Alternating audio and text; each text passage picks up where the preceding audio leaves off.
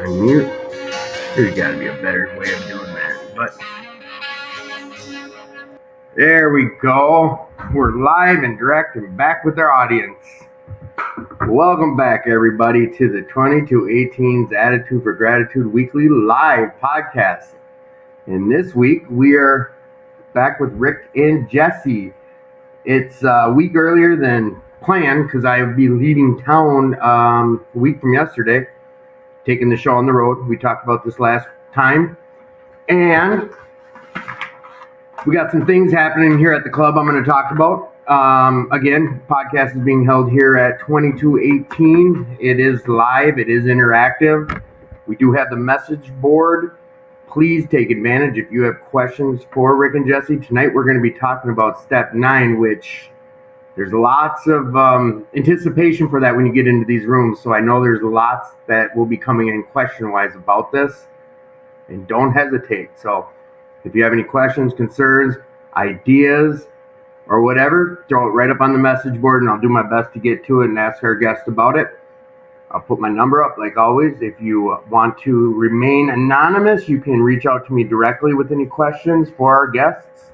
The way the process goes is like the last 8 months with these boys on is Jess usually reads a little bit. Rick will share about, their experience with what they're reading and we'll kind of go in from there. 2218 Pat Cronin Birthday Bash and Bike Run is coming up Saturday, September 10th. That is going to be an amazing day honoring Pat Cronin. He's the founder of this club, of the longest continuously running Alano in the world, celebrating with a pancake breakfast, bike run, and barbecue. Remember, it's just like the Ride for Recovery. If you don't have a motorcycle, no big deal. It's a party from 7:30 till 9:30 at night. 7:30 a.m. is when the breakfast kicks off, and then the DJ shows up at 9:30. So it's not over at 9:30. That's just when the dancing and the music starts. But I'll talk about it again right before the show's over. At 7:30 to 9:30, we got the brand pancake breakfast in the Annex and Auditorium. 9 a.m., we got a speaker, James W. from Minneapolis. 10 a.m., kickstands up for the motorcycle run. We've got Dan J. and Scott L. will be running that. And I believe we have road guards. We take the safety precautions as always. From 10 to 11 a.m., working with others out of Big Book, page 89, with Harry C. from Deep Haven. 11 till noon, panel discussion in the library. Memories of getting sober here at 2218. House tours. That's going to be awesome. We're going to get some people with some great knowledge of this club. And they're going to be taking people on tours of it and kind of explaining about how this place has come about and where, like the crying room and the library and the annex and auditorium and the rooms that aren't of use, and just giving great history about this club that's been part of changing lives over the last 80 plus years. We've got a cigar circle from noon to 1 as well. And Tom R. from Minnetonka, he'll be a parking lot speaker. So he'll be out in the parking lot and there'll be a talk then from 1:30 to 2:30. Women in Sobriety in the auditorium with Lana S. from New Brunswick, New Jersey, from 2:30 to 3:30 p.m. Successful Recovery and Sober Housing. Clara R. and Tara H. from St. Paul from 3:30 to 4:30, coming back after a relapse. A panel discussion with Tom S. from Golden Valley. Then we get to fill our tummies up. At 5 to 6:30, we got Vic making some hot smoking barbecue in the Annex and Auditorium. If you've not tried any of Vic's cooking, come on down. If anything, show up at 5:30. Get some food. He's a hell of a barbecuer. I think he's making some greens too. And like I said last time, can't say I ever enjoyed eating greens until I tried Vic's greens, and they were excellent. So at 7 p.m. we got Pat C's birthday cake, and they usually do not skimp on that. That's going to be one of these big, huge celebratory cakes. From 8 to 9 p.m. we got another speaker, Calvin S. from New Brunswick, New Jersey. And then, like I said, at 9:30 we kick it off with the dance, DJ, fun, all that good stuff. That's here at 2218 First Avenue South. If you've never been here, please come on down, check out the club, tell people about it. If you're looking for some recovery, come on down to the club. We use this podcast for networking, for if you're struggling, whatever the case is, just reach out. I'm a big advocate of reaching out. You're sitting alone, you don't need to be alone. You're worth it, so fight for yourself. Let's see here. I think the last thing I want to tell you guys is 2218's vision statement is to be the premier Alano clubhouse, serving the community by offering support, strength, and hope to those seeking recovery and their families. Our values are recovery, wellness, inclusiveness, and innovation. With that, again, main thing I want to tell you is that if you're struggling or you feel alone or your head's just not agreeing with things in life right now, get outside yourself. Come on down to the club. There's meetings throughout the whole day.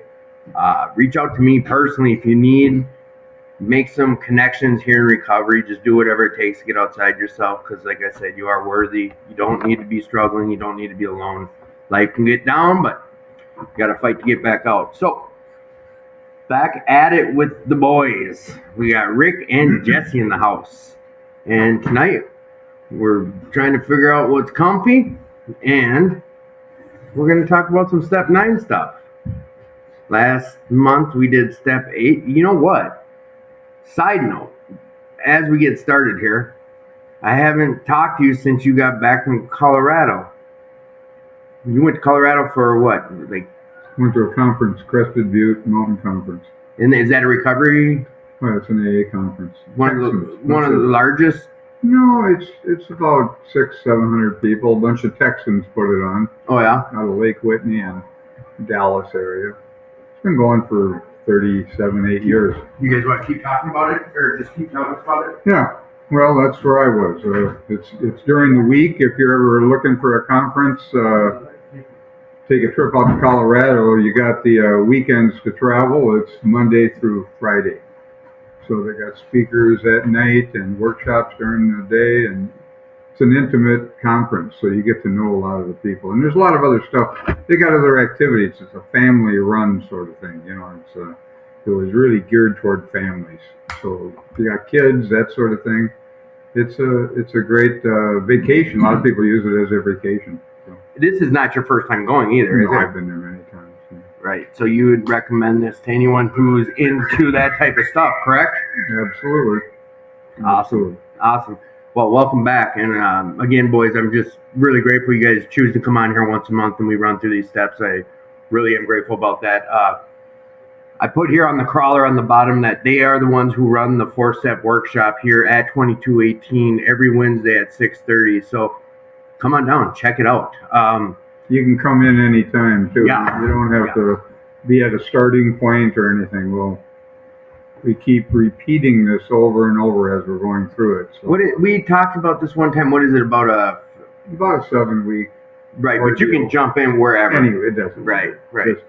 It's better to come and see if you want to start over when it starts over if you're not there at the beginning. And would you agree with this statement is that a lot of the anticipation from what you hear from newcomers is the step 4 and step 9. Them are usually the two that are not the anticipation. A better word would be people get worried about doing those when they hear about it. Would that be? Well, I don't think you can do step 9 until you've done step 4. Right. There has to be some sort of a transformation, or what are you going to do? Make amends because other people are a bunch of jerks?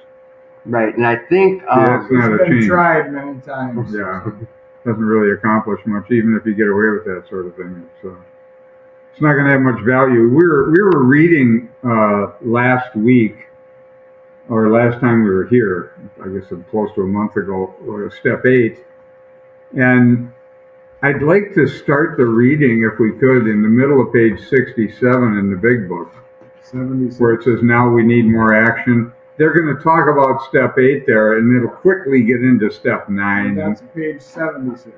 Yeah, 76. 76.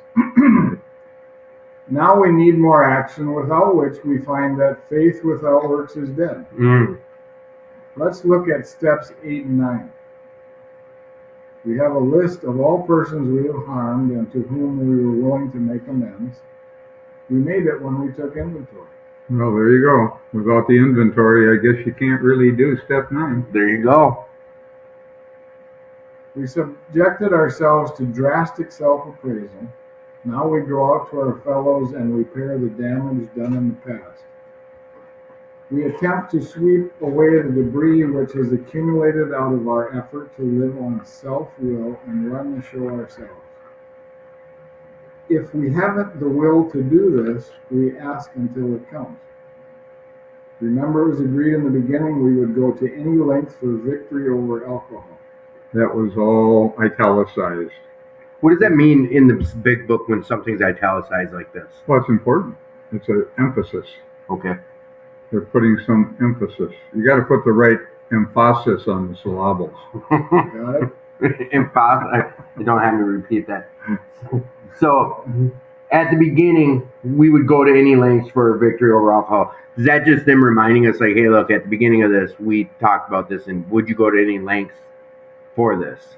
Well, Dr. Bob had a little bit of a misgiving around doing amends. He was about a month sober, and because he'd been a doctor in the Akron area, a small community, he was afraid that it would hurt his business, so he wasn't making any amends. And he was afraid that it might hurt. And you'll see sentences in the big book where they speak to this, not directly about Dr. Bob, but I know where it came from. And that's where you believe it came Well, sure, directly because from. they wrote their experience. Right.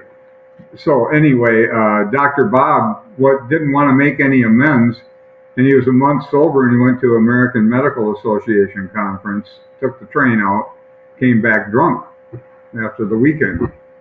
And he immediately, the next day, went out and made the amends that he was avoiding.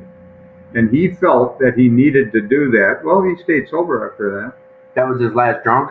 That was his last drunk. See, he sobered up initially on right after Mother's Day, which is in May, and then his sobriety date is June 8th, right? That's AA's birthday. That's when Dr. Bob and Bill met. That's when he stayed sober from. So it was from Mother's Day. He had about a month of sobriety when that happened. Okay. But he immediately went out and made amends. He didn't care if it was going to affect his livelihood or whatever. We're gonna run into some sentences. I'll point them out when we get. Do you believe that? And I know I'm kind of going way off to the side here, but do you guys believe that he went a month? It was he wasn't drinking. He went out, got drunk, woke up, and he's like, "It's not working. I got this one thing." I mean, we'll never know exactly what was in his head, but I ended up getting drunk, and the one thing I know I wasn't doing was avoiding to make these amends. So do you think that was a snapshot decision? Oh, I think so. But I've read a lot of the history of AA and a lot of books about AA that weren't written by the fellowship too. And when you've read a lot of the history stuff, you get a sense of why things were written the way they were written. I'm glad I did that, put the energy into that sort of thing early on, because it really helped me as I read the book today. And I'll point it out as we get to those sentences. They're in what we're going to read. Good. Probably there are still some misgivings. As we look over the list of business acquaintances and friends we have hurt, we may feel diffident about going to some of them on a spiritual basis. Let us be reassured. To some people, we need not and probably should not emphasize the spiritual feature on our first approach. Probably not a good idea. We might prejudice them. At the moment, we are trying to put our lives in order, but this is not an end in itself. Our real purpose is to fit ourselves to be of maximum service to God and the people about us. That's a tough sentence, isn't it? That's the real purpose of what we're doing here in AA. That's what a spiritual journey is. Well, some people just want relief. they're not that interested Right. in. Is that living- why they say they emphasize, to a newcomer, like, I'm rewording, but don't start shoving God down someone's throat right away and bringing this up right away? Is that kind of what the sentence prior to this one was saying?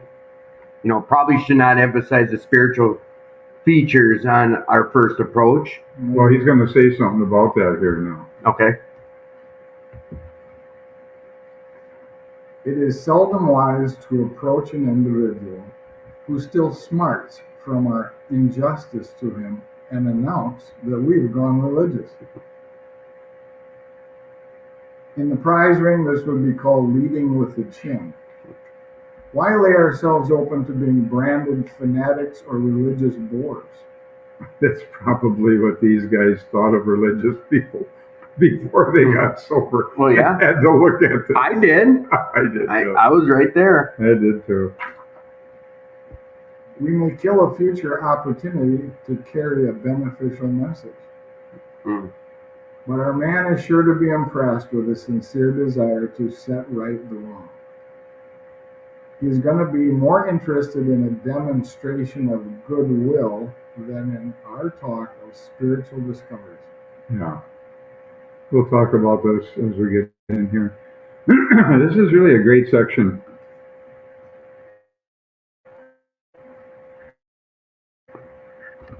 We don't use this as an excuse for shying away from the subject of God. When it will serve any good purpose, we are willing to announce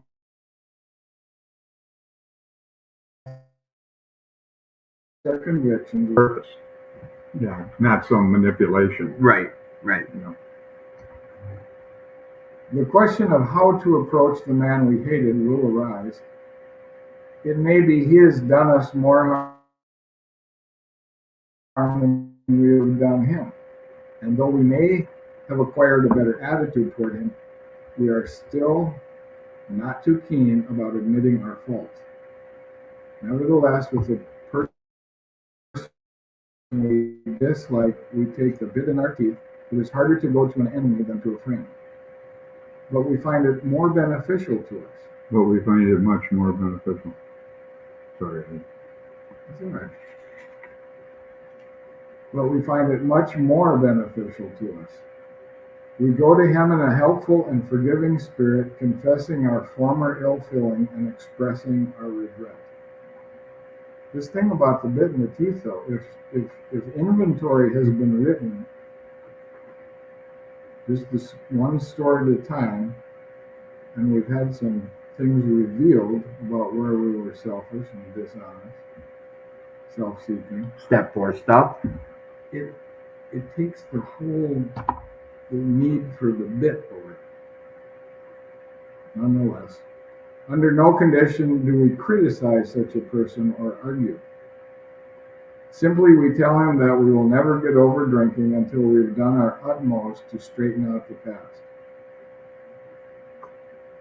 We are there to sweep off our side of the street, realizing that nothing worthwhile can be accomplished until we do so. Never trying to tell him what he should do. There you go. His faults are not discussed. We stick to our own. If our manner is calm, frank, and open, we will be gratified with the result. Mm.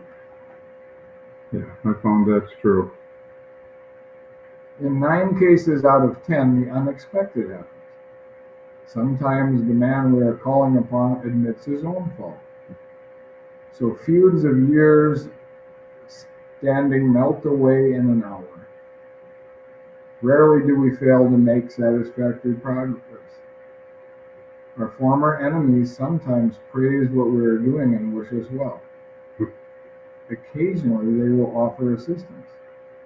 It should not matter, however, if someone does throw us out of his office. We've made our demonstration, done our part. It's water over the dam. Yeah.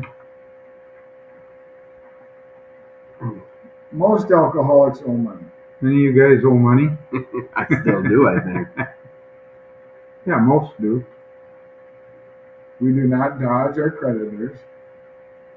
telling them what we are trying to do. We make no bones about our drinking. They usually know it anyway, whether we think so or not. Nor are we afraid of disclosing our alcoholism in the theory that it may cause financial harm. See, there it is. I know what they're talking about here was Dr. Bob's experience. I'll read it again. He says, No. telling them what we are trying to do, we make no bones about our drinking. See, he didn't want to tell people that he was a drunk. He thought it hurt his business. They usually know it anyway. That's one of the things he found out, is everybody knew he was a drunk but him. Right? And that's usually how it goes when you have a problem.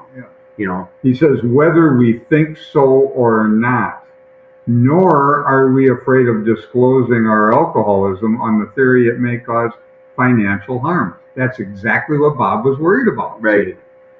That's you read the history, read his story. This is what he. Well, that goes hand in hand with what you're saying before too. He didn't want to make these amends, which makes sense if you don't, if you're not involved in this program, or because this is when it's being formed. I mean, this Right. For the Oxford group, then we're getting to this. It's being formed yet, and the fear of wrecking my livelihood, my job, for me to go out and tell all these customers like, hey, I'm a recovering addict or alcoholic, without knowing the process, that's a fear I would have had too. I get it. Yeah. But he was a surgeon. He was a proctologist, in case you don't know. Yeah, do you want you some think you want a proctologist working on you in surgery when he's a drunk, right. alcoholic? He was a little concerned about that reputation, if you understand. Yeah. In fact, there's a story of him doing an operation where he was so shaky they had to give him some sedatives so he could do the operation when he was newly sober. So that's like to be that. I was patient, just gonna say, the last thing I want is that look back and see a shaky finger. I wonder if that was a success or not. Well, I never heard.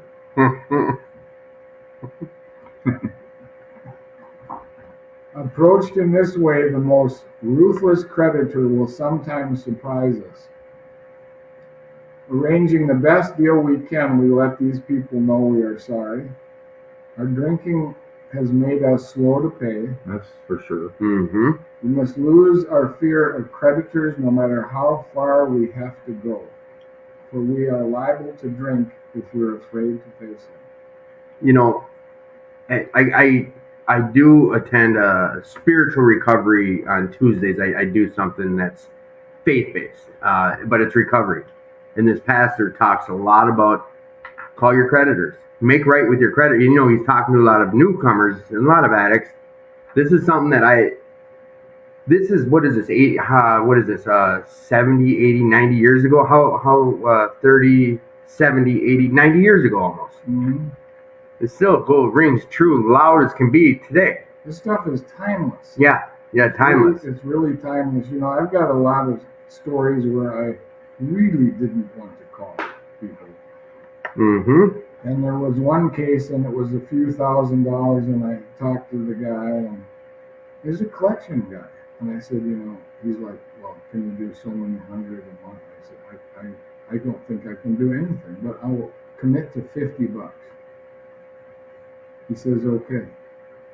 And so but he wouldn't send out like an invoice every month. And every probably 4 or 5 months, I'd forget to send it in, and he'd call me. This guy, we became friends. He's in Illinois somewhere as a collection agent. And I kind of looked forward to having chats with him. And then I'd go home and I'd put it in the mail. And I paid that whole thing off $50. I have a similar story. $60,000 student loan, and I got honest with them, and I'm not working. I can't pay anything. Well, you got to come up with. They accepted $100 a month, and I did that for almost a year and a half.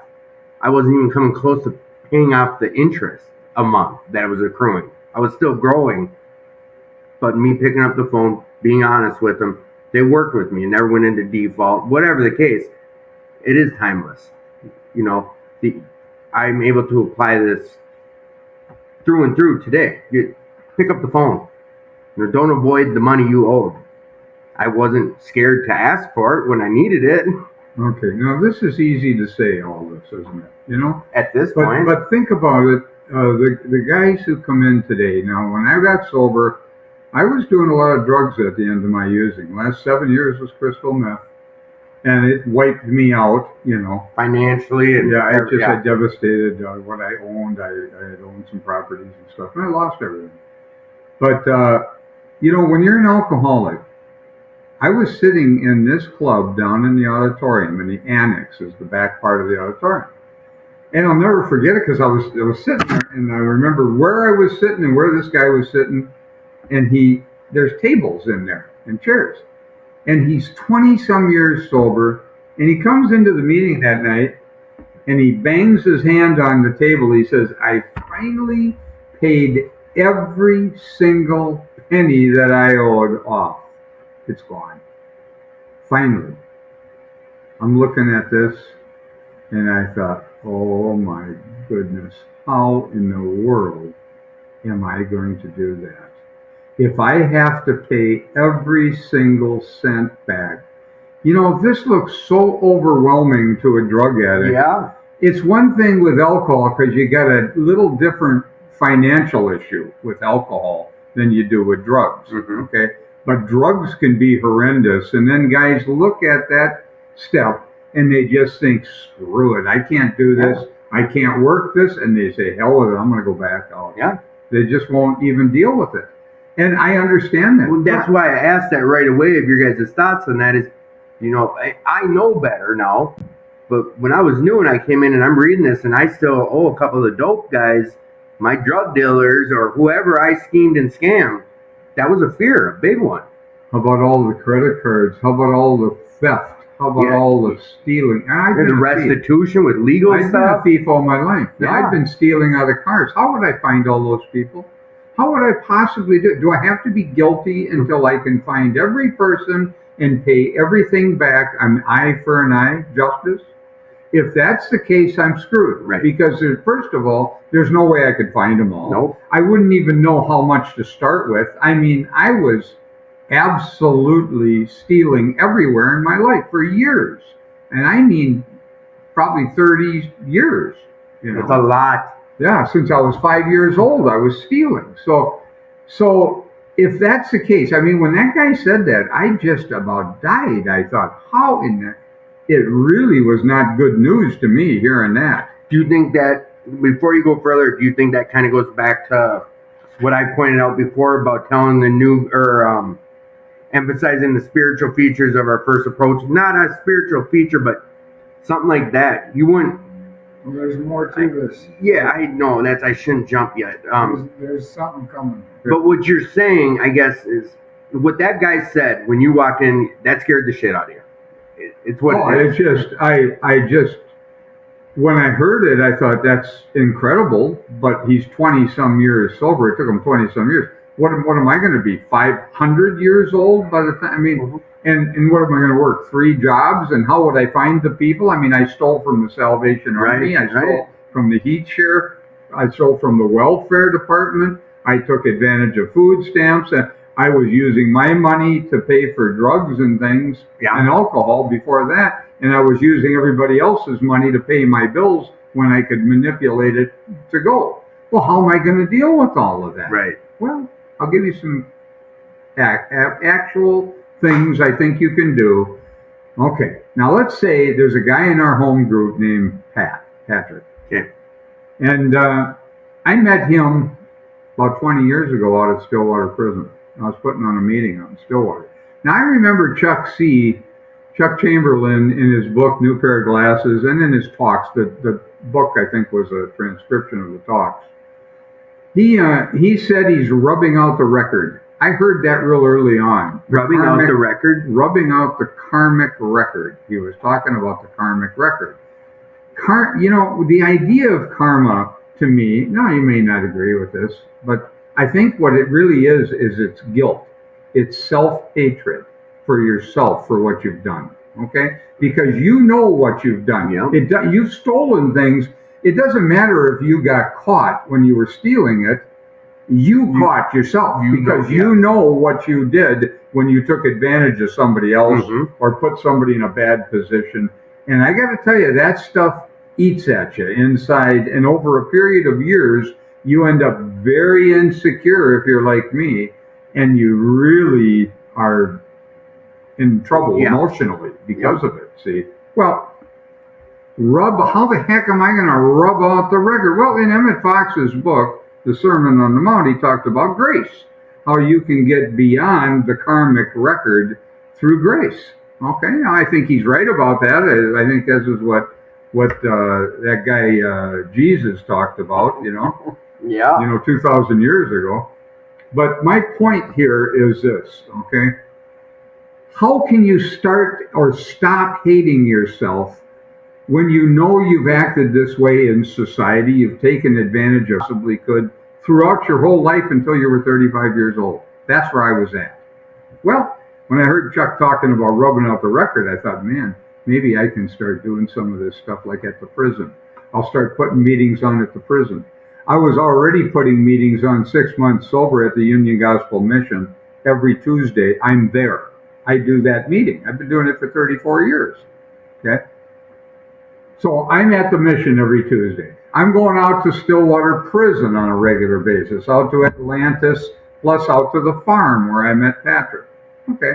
Now we got Patrick to come. I didn't push him at this. He heard a different program of all kinds of AA people going in there, but he connected with me somehow, and he heard something different. So he followed me out of Stillwater, okay?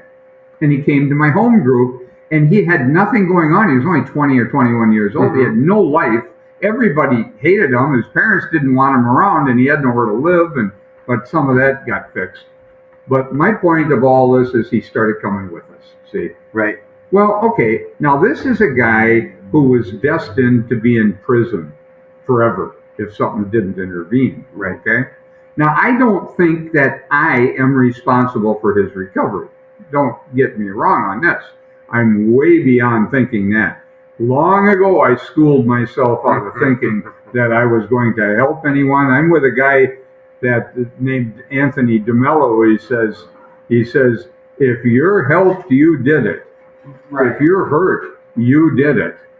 I don't It goes expect both ways. I don't expect to help anyone, and I don't expect to hurt anyone. And I actually feel that way today, okay? I've schooled myself into that kind of thinking long before I heard DeMello say it, okay?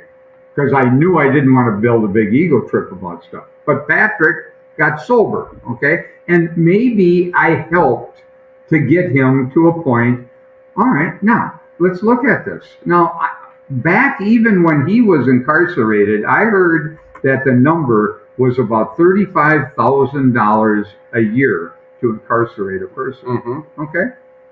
Now, what if he's been sober now for 20 years? Now, what if I had some part in that? Not that it's... I see where you're going. Right. Yes. Now, you've just saved the county and the state $600,000 minimum. Is that a way you can start to pay off your debt to society? Can I be part of a solution in the system rather than a drag on the system? Can I do this now the Salvation Army? I had stolen, really in a sense, I was stealing through the heat share program for them to pay my heat bills. And it was a substantial amount of money. Well, I didn't. I suppose I could try and pay every cent of that back. I don't know how I'd figure it, but I could probably figure out. Years ago, 25 years ago, maybe longer, maybe closer to 30, I started doing workshops at the Salvation Army on inventory. And I did them for years and years and years as part of their program. Just side note, for people that don't know, because I already know we have 3 people listening who aren't part of the program. Do you get paid to bring meetings to the prisons? No. Do you get paid to bring a meeting to Salvation Army? No, not financial gain that way. Just putting that out there, make sure people know. We do this, you do this for your recovery, to help you. There's an old AA saying that we do this for fun and for free. There you go. Right. All right. So Salvation Army, you bring in meetings, you're doing... I'm paying my debt back to the Salvation Army as best I can. Okay? I'm not saying you can do this in every area of life. There are people you need to pay actual, and I'll talk about that from my life. I'll tell you some stories. This money thing is a big deal, but to be overwhelmed by the idea of doing this, there's other ways you can start to do this that are reasonable where you can stop hating yourself. Yeah. Now you feel like you're bringing something to the society Right. instead of taking something from the society. Okay? Yeah. That's a couple of basic. Are these simple? Not simple. Are these living amends? Is this what you call as a living amends, or is a living amends just staying sober, Well, or does it matter? living amends, that's kind of a funny one too, and we can get into that All a right, little bit yeah. too. But I like how you just broke both of those down because I've never looked at it that way or seen it that way.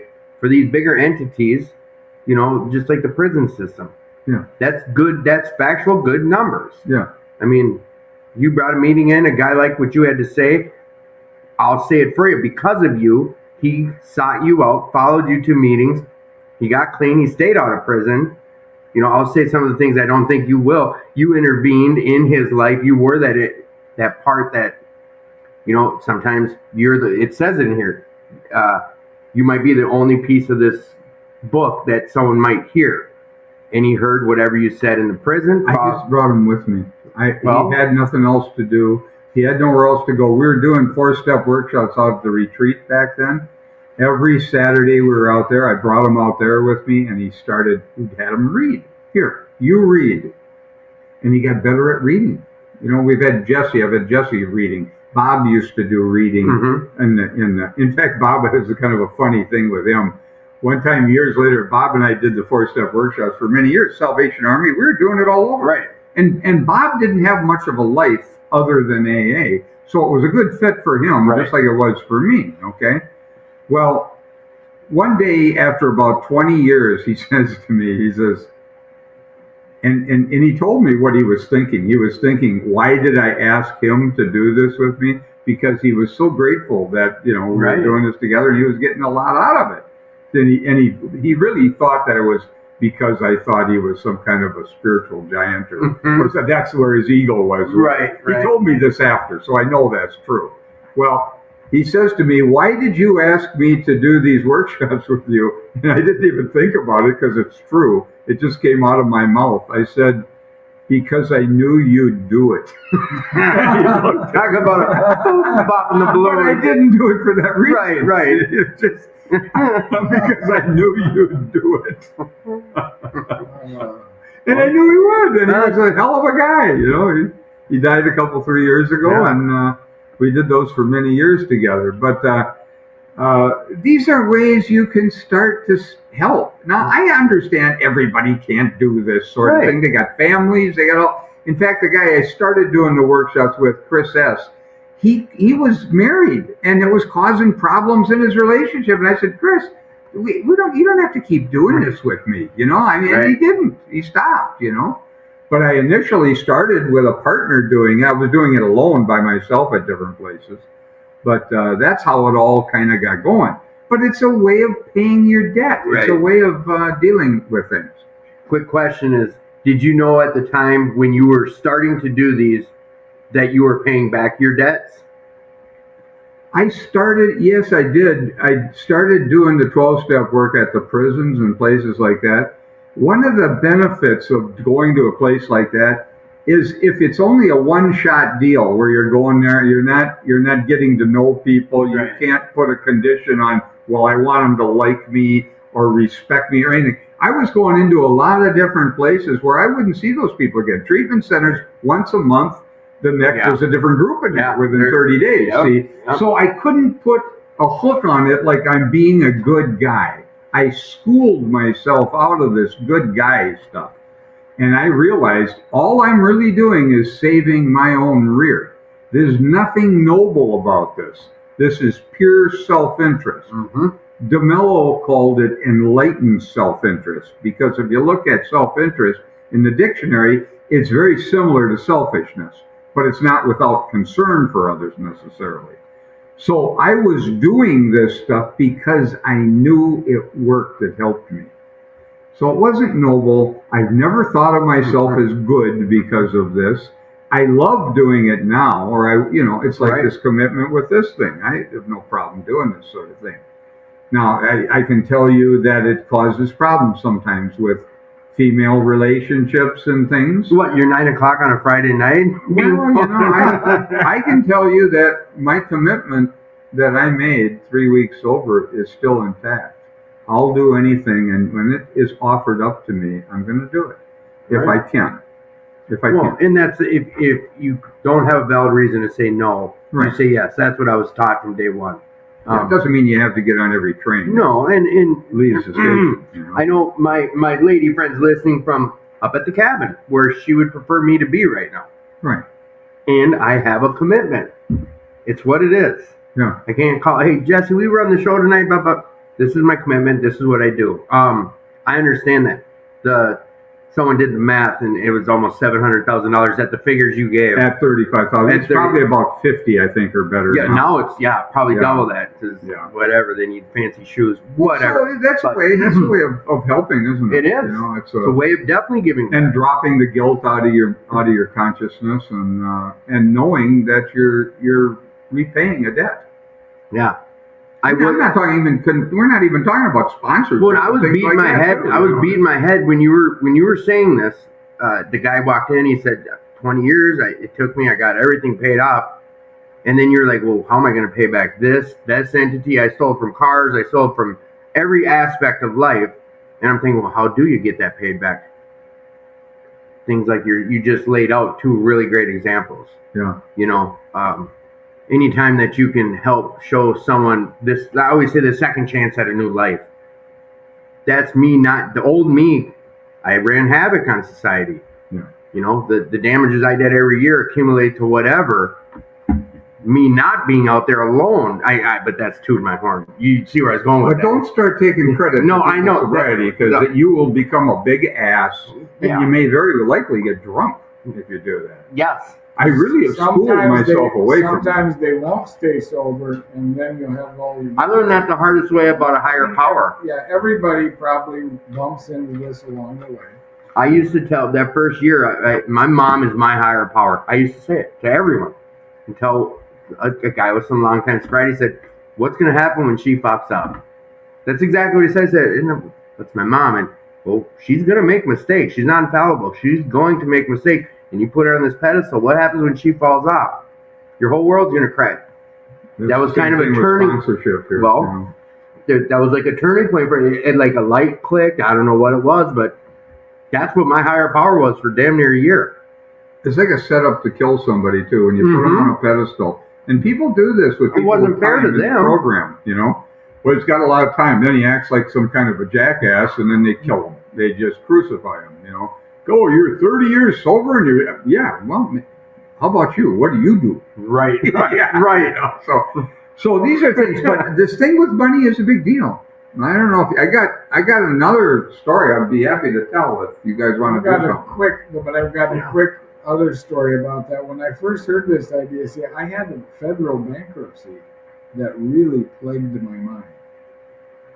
There are many days and weeks now that it can come back once in a while, but that I don't even think about it. And I think it's due to this idea that Rick was just talking about. I'm going to keep seeing if I can help people in Alcoholics Anonymous. But the figure, it was a large figure, What kind of figure? like $1 million. 6 figures. Oh, 7 figures. And so And this is a while ago, this is when $1 million looked like something. Right. Yeah, that would mean, I don't know if that means 2 or 3, but it's, and to me that was, The word $1 million's big enough. well, Come it on. was a big figure. It was like, I'll never be able to get back to all those people. I won't be able to, in that sense. So that's not the only way to go at this thing, and that's what I'm so glad Rick brought up. There's other ways to Yeah. go about this. Well, you don't have to be miserable until you've paid every nickel back. You don't have to carry the self-hatred, okay? But if you're in a mode of doing something that's helping the system, this literally creates shockwaves throughout the whole darn thing. You know, this has an impact. So this thing with money. Here, I'll give you another one. That when I was about 6 months sober, I had a good friend, Chuck, that I used to drink with. And Chuck was a year older than I am, but we hung around and we partied together and stuff. And he was a friend of our ex-governor, old Jesse's. And Mm-hmm. he used to have parties, and Jesse would be over there. They'll be drinking. After I was sober, I was going over to some of those. It Oh, was yeah? fun, yeah. But I knew Chuck, and Chuck was a decent guy. He worked for the Ford plant, and he was a good guy. And I was working on his house when I was drinking. And I was doing some drugs back then, too, some speed. And you know, when you're contracting, if you're like me, and a lot of guys are like this, you overbook things. You have 2, Mhm. 3 different jobs going at the same time, and then you pull off of one to work on another one Yeah. to keep that guy happy. Then you pull off of his job, and everybody ends up pissed at you Yeah. because you're not on the job all the time. Mhm. See? Well, I was working for Chuck at his kitchen, completely torn out, and I'm a plumber by trade, and I was doing remodeling back then too at the time. And I was putting in cabinets and lighting and all the wiring stuff up and doing all this stuff. And I had it all ripped up. And then I was working on another job, and I got a piece of formica in my eye, a chip, when I Yeah. was running a router or something. And I went to the doctor, and it took a while to get that straightened out. And in the meantime, I left my tools some tools at Chuck's house. I left other tools like a vacuum, a $500-600 vacuum cleaner, man, very expensive deal back then, at another job. And I put a number of people in a bad position. And I was so overwhelmed by my life because of all the stuff I had going on, I never went back to any of them. I just simply never went back to any of them. Years later now, I get sober. And I want to see my buddy Chuck. And I've forgotten about this. Forgot about it. And I go over to Chuck's house. He's home. I see his car. And he's got the same little house. And I knock on it. He comes to the door. And I get a real cold reception from Chuck. And he was decent with me, but you could tell there was something up, man. And I'd forgotten all about this deal because it was years earlier. Right. So I drove away from there, and I was thinking, what in the heck is going on here? And then it dawned on me, my God, I owe him money. I left him in a bad position on that job. And I'd forgotten about it. So I called him up. I said, Chuck, I know I owe you money. You know, he had given me $700. I worked for half of that. No, $1,400. $700 of that I had worked for by hours. Yeah. So when I ripped everything up and was putting some of it back. So I had worked for $700 of it. When I left him in the lurch there, he had just given me $1,400 cash. And that's when I got the piece of formica in the eye, and I never went back. So now I put him in a real bad position in the situation here. Well, now I realize what it was, see why he was so cold to me. I thought he'd be happy to see me, you know? Right. Well, he wasn't so happy. So when it dawned on me, shortly after leaving there, I called him up. I said, Chuck, now I realize what's going on. I owe you money. And I really regret what happened there. I talked to him about it. I said, I got to pay you. He said, he certainly didn't say no. I can guarantee you that. But he started Was come that around a little it? That bit. was the reason. Oh, yeah, no question. So I go over to his house, and he wants me to fix a couple faucets in his basement, laundry tub faucet, things like that. So I fix that stuff. And then I do a couple other sinks and fix some other things and little jobs, you know. And then I had a seat. He had ruined the seat on his motorcycle. I just happened to have the same motorcycle, same year, and I had recovered the stock seat in leather. It cost me about $400 to do it. Yeah. You know? And then I had bought one with a backrest, so I didn't need that seat. So I said, Chuck, here, you need a seat. Here's a perfect, Yeah. fits your bike is perfect. It was in great shape. So then I gave him the seat. Now, you got to understand, he says, and I want to do a bathroom later on. I'll have you do the bathroom. Well, you see, there's no clarity to anything that's happening here. We don't know how much the laundry tub faucet was. Right. We don't know how much the other sink was or the other. You're just doing these projects. I'm just doing these little things And then I've given them the seat. We didn't determine what that costs, or none of this stuff was determined. Okay. Yeah. And I'm sitting there and I'm looking at this and I'm just, I'm maybe a year sober, and I thought, this ain't gonna work, Chuck. I said, I gotta pay you. I'm gonna pay you the money. Yeah. Okay? I don't want to do it on the come when you're gonna do a bathroom or anything like that. I gotta deal with this right now. Yeah. So I said, I'm gonna give you $100. I don't know, every 2 weeks or every month. I don't know, whatever it was. I think it was every 2 weeks. And I started sending him checks. Yeah. Okay? He never returned any of the checks. But I want to tell you something that I did. Return? You mean you cashed them? He cashed them all. Okay. I didn't just pay him the $700. I gave him all of his money back. I paid the $1,400 back. So that I literally eliminated my footprint there. Right. In terms of it. And I worked for That whole experience. for hours to make that first 700. See, so he got some benefit there. I never talked about the seat. I gave him that. I gave him the other work that I did. And when I signed that last check, the last $100 check, I said, Chuck, I've paid the full $1,400. I had worked for $700 of that, but I've paid you now the full $1,400 back. And I'm clean. I don't want anything from the work I did before that, or the seat, or any of that stuff. And we're clean, okay? And I sent it back and I said, I regret what I did. I'm sorry I left you in that crappy position. I told him, I said, I really respected you. I always have. And I screwed up our friendship over this stuff. And the best I can do is to straighten it out the way I have. Right. So that was that. Then he called me months later when he did his bathroom, and then I went in there and I worked my hourly wage to do his bathroom, and he paid me, and we were good. Okay? About 5, maybe even 7 years ago now, it's quite a while ago now, I was out at a conference out in Seattle doing a talk at a conference, and I got a call from somebody that Chuck had died.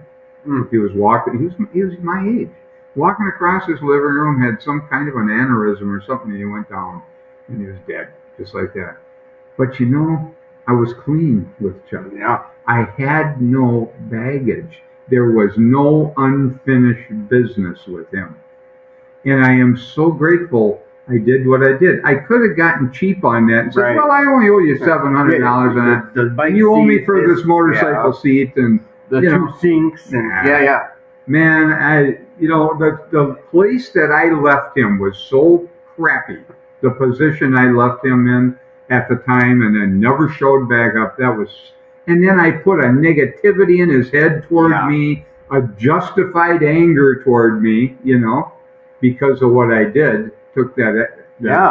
It was just a terrible situation, but I got it cleaned up, man. So when I think of these things, these are amends. This is one thing that I did early on. The money thing's a big one. Money's huge.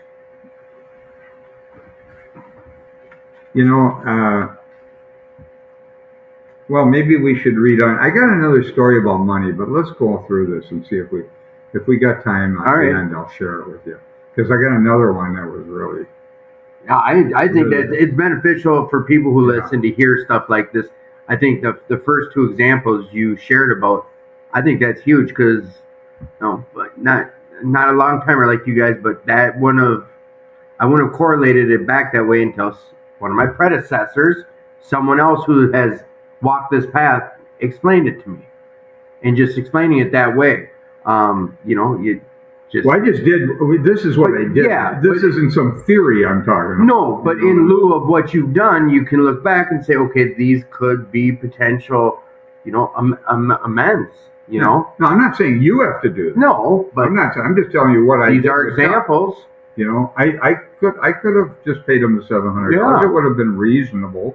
Not in my mind, it wasn't. But, And that's what was important. Mm-hmm. But how Chuck would have felt about it is irrelevant. How could he argue with all of his money back? And a little bit of work done, a new bike seat. Oh yeah. So he came off okay, but it's still not good the way I put him. Well, yeah, that's the position I left them in. that's So anyway, the that's horrors of your addiction, your alcoholism. That's what came with it. yeah, that's right. That's right. Well, perhaps we've committed a criminal offense which might land us in jail. Mm-hmm. Yeah, that's probably Perhaps. perhaps that's the case. Perhaps. If it were known to the authorities, we may be short in our accounts and unable to make good. We've already admitted this in confidence to another person, but we are sure we would be imprisoned or lose our job if it were known. Maybe it's only a petty offense, such as padding the expense account. Most of us have done that sort of thing. Maybe we're divorced and have remarried but haven't kept up the alimony to number one. She's indignant about it and has a warrant out for our arrest. That's a common form of trouble too. See, they were just like us. You know, Yeah. same kind of crap. Mm-hmm. Although these reparations take innumerable forms, there are some general principles which we find guiding. What a great way to say that. That is Yeah, there are some general principles. Now, we're not telling you what to do, but there's some general principles which we find guiding. Nice. Nicely done. Nicely done. reminding ourselves that we have decided to go to any lengths to find a spiritual experience. We ask that we be given strength and direction to do the right thing, no matter what the personal consequences may be. We may lose our position or reputation or face jail, but we are willing. We have to be. We must not shrink at anything. Wow, you know, I remember when I got sober, I didn't purchase anything for a long time. I had lost a house. I was really trying to be a big shot, and I lost everything. And I didn't start building an empire again when I got sober. But I did, at one point, I had to buy a rug. The first thing I bought, I must have been about 7 years sober, and I bought a rug for an apartment, an oriental rug for the floor, because I had to put a carpet on the floor because a certain percentage had to be covered for noise. See, that was the first thing I bought. 7 years in. Yeah, and then after that, my kid, my oldest kid, Austin, he was 15 and he couldn't get on with his mother. You know, he had two kids, Wyatt and Austin. They're 2 years apart. Wyatt's 2 years younger than Austin. Austin just couldn't he had to get away from mom. He had to break the dependence. They were just too much alike and they were having lots of problems, and he was going to come and live with me. Now I lived over in Uptown area. So I had to do something about getting a place to live. So I found a little house over near where his mother was, okay? I was looking for something close to his mother so the kids, because when I'd get them on the weekends, they'd have to go over to Uptown, and they lived by Lake Nokomis, see? Okay. And they didn't have any friends over there, and then they were bored being in my place, and it wasn't fun for them, see? So I'm looking for a house near Pam. And what's really funny about that is now I'm looking for something real close, and before I found the one I bought, I started looking in other neighborhoods for little better houses, and you see the ego starts coming back. God, now there's a bigger one over there. That's a little better area. Oh boy. Well, I had to pull that one back. I had to reel that one back, and I found a little house, 700 square feet, over on 42nd Street and 19th Avenue South. And I bought that little house. Now, when I went to get the mortgage, there was a problem with a judgment on my record of, I think it was an air conditioner or something I bought from Montgomery Ward's. That's how long ago this was, when Montgomery Ward's was still in business.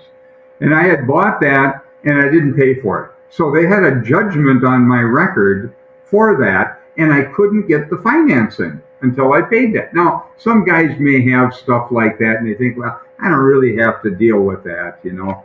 Well, you know, I might have thought that way myself about that, although I had forgotten about it, but it came up when I'm trying to get financing, see? Well, it was only about $300 or $350 or something like that, but I had to pay that to get the financing. I can tell you it was very easy to pay that. when I was getting something out of it. Right. But can you start to do this stuff when you're not getting something out of it? See? And I think back on that. Would I have paid that anyway if I'd have bumped into it and knew it was there? I didn't know it was there. Yeah. But would I have paid it? That's a valid question to ask yourself. Yeah. You know? See, I've had to ask myself these questions. It was really quite easy because I couldn't get the financing until I paid that up. So that was a real easy To trip. get something that you wanted. Yeah. And that was something that was going to benefit me in that sense. But that was an interesting question because that came up It in my is. mind. And I wasn't, I think that's real valid. I'm thinking Yeah. to myself, situations like that, and would I do it just because I owed it? Well, now I think I have turned the corner where I now do that because that's what I've been shown to do. But yeah, would I have? you ever been in AA meetings where you've got, there's an amend that you owe and you're not doing it.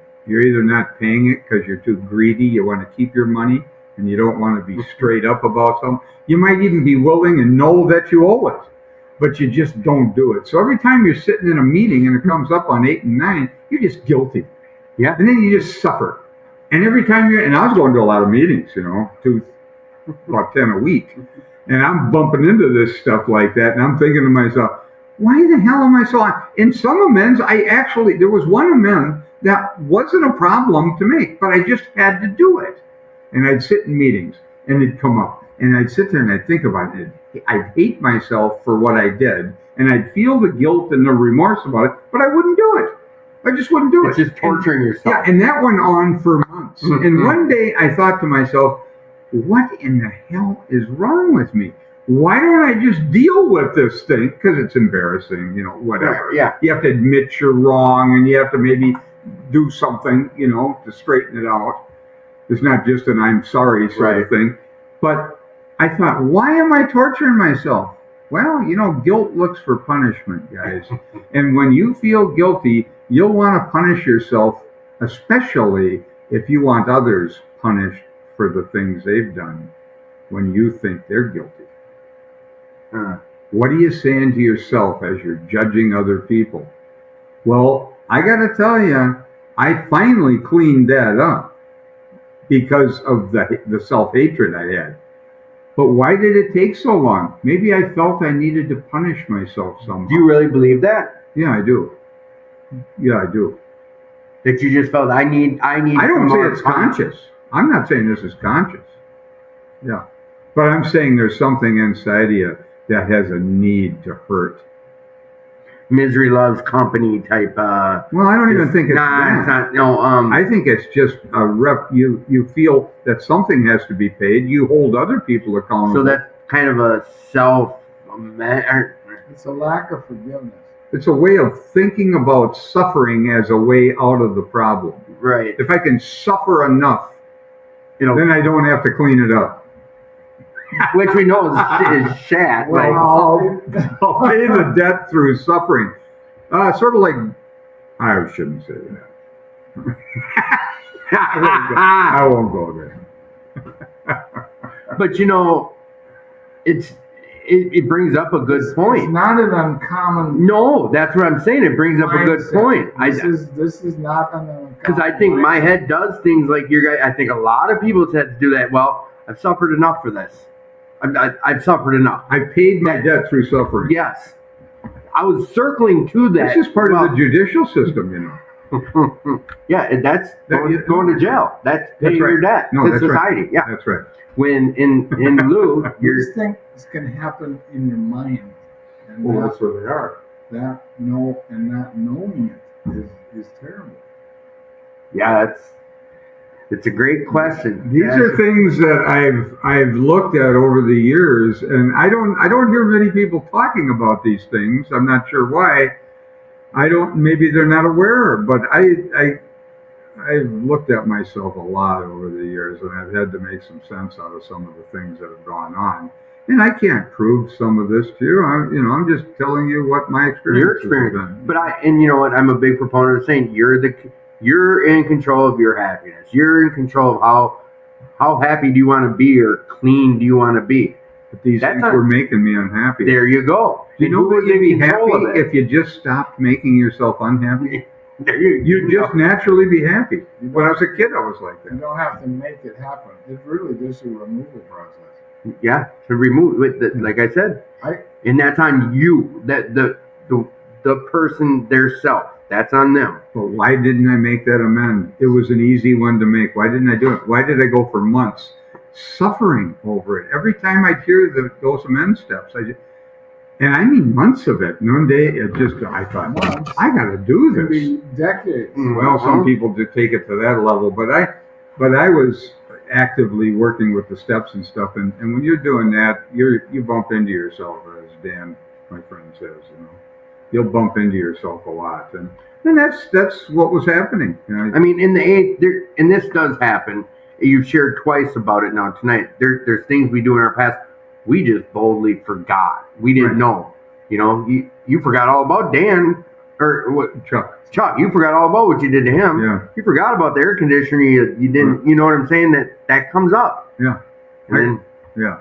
It happens. I'll give you another one in a little bit if we get that far. I know. I got you This boys one's talking. even I love it. This one's even better than the last two. Happened to be with my alcoholic sponsor. I had an alcoholic sponsor. The guy who taught me how to drink. It's a whole nother story. Usually, however, other people are involved. No kidding.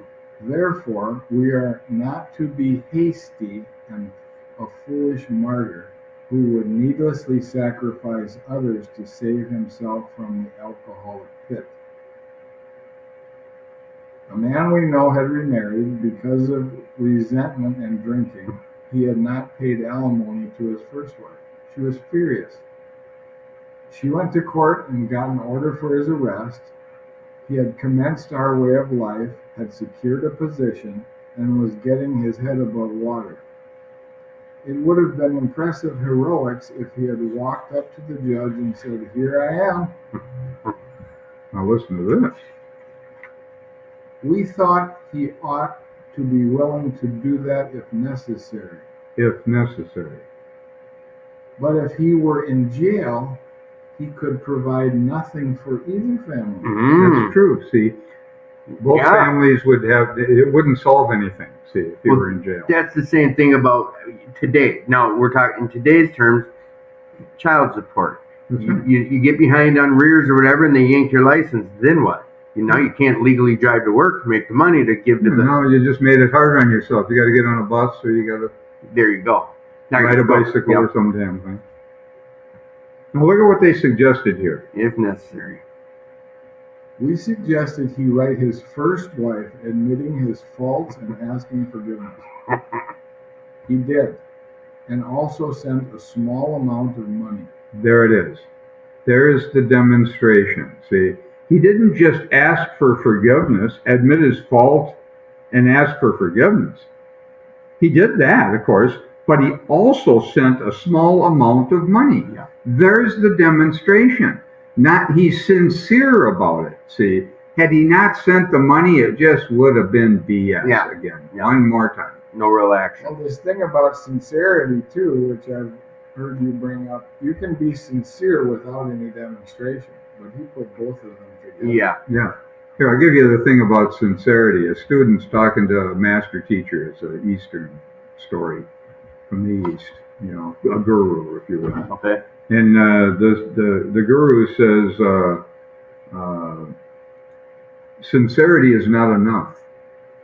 What we need is honesty. And the student says, what's the difference? And the master says, honesty is a never-ending openness to the facts. Sincerity is believing one's own propaganda.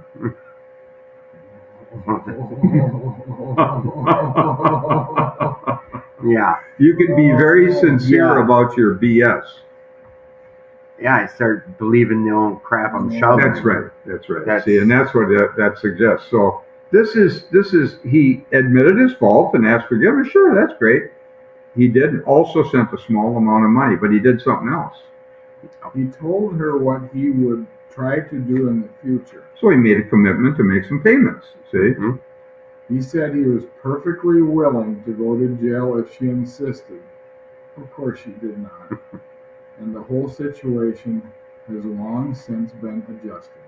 It's a great follow through story from, you Yeah. know, Yeah. these last three paragraphs kind of talk about that, you know, it's a good follow through. Yeah. Yeah. Anyone listening, we're on page 80, top paragraph. Top of it. Before taking drastic action which might implicate other people, we secure their consent.